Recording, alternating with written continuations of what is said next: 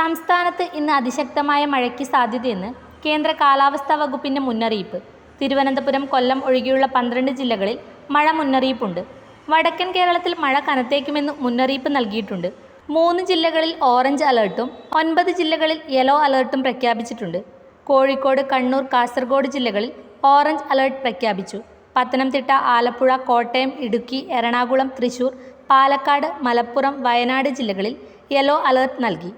മഴയ്ക്കൊപ്പം ശക്തമായ കാറ്റിനും ഇടിമിന്നലിനും സാധ്യതയുണ്ട്. കേരള, കർണാടക, ലക്ഷദ്വീപ് തീരങ്ങളിൽ മത്സ്യബന്ധനത്തിന് ഏർപ്പെടുത്തിയ വിലക്ക് തുടരും. ശ്രീ ശങ്കരാചാര്യയിൽ +2 ഡിഗ്രി കഴിഞ്ഞവർക്ക് തൊഴിലധിഷ്ഠിത കോഴ്സുകളിലേക്ക് അഡ്മിഷൻ ആരംഭിച്ചിരിക്കുന്നു.